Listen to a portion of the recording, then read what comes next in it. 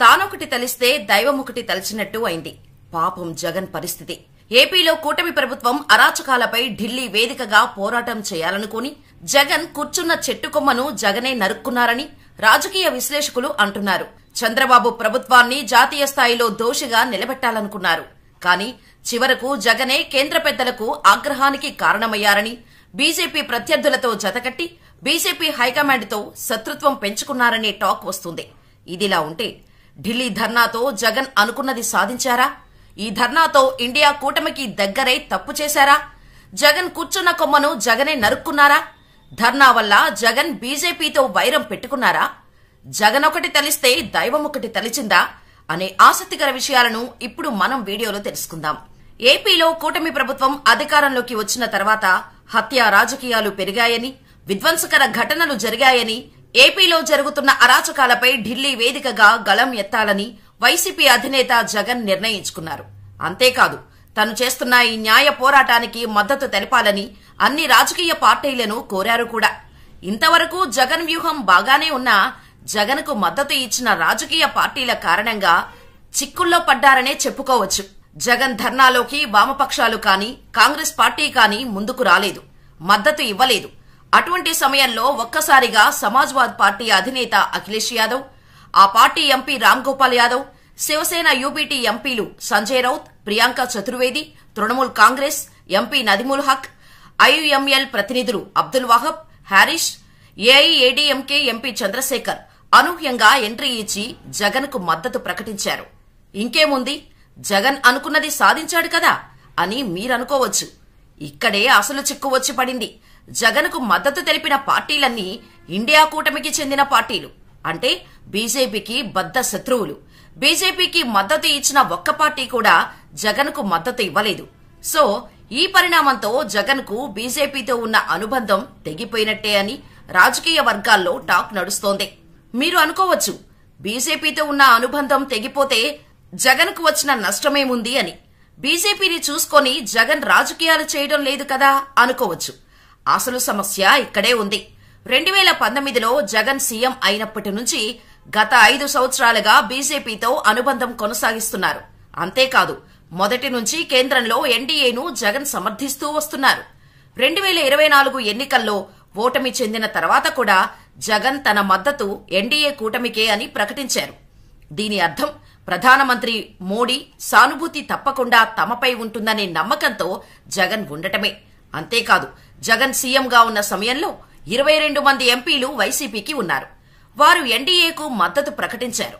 ఒక్కరోజు కూడా ప్రధానమంత్రిపై కానీ ఎన్డీఏ కూటమి ప్రభుత్వంపై కానీ వ్యతిరేకంగా మాట్లాడిన దాఖలాలు లేవు.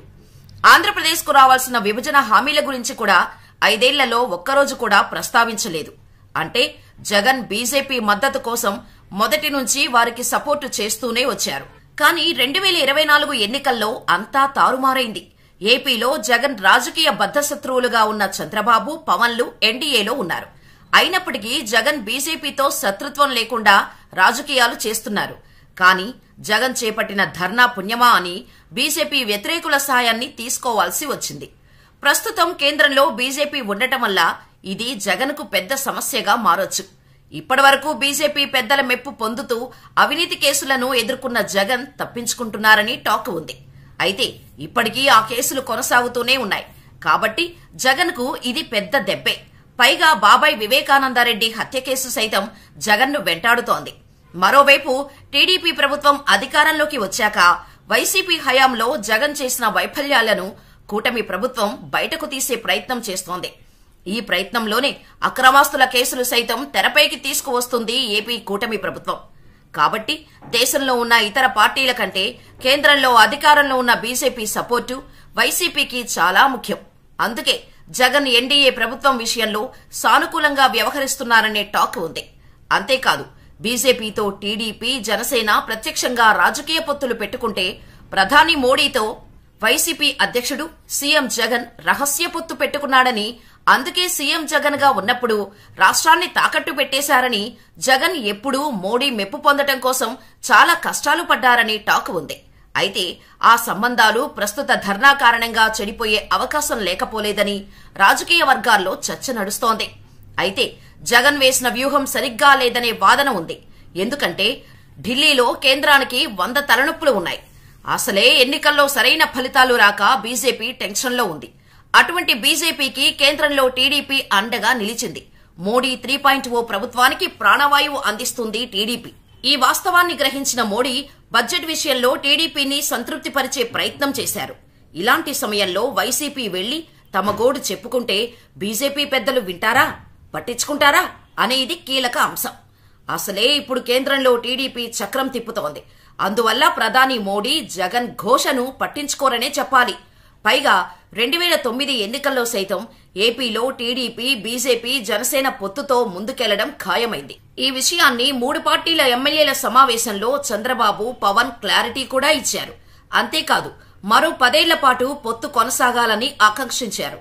అందుకే జగన్ ఆలోచన మార్చుకొని కఠిన నిర్ణయానికి వచ్చినట్టు పరిస్థితులు చూస్తే అర్థమవుతుంది.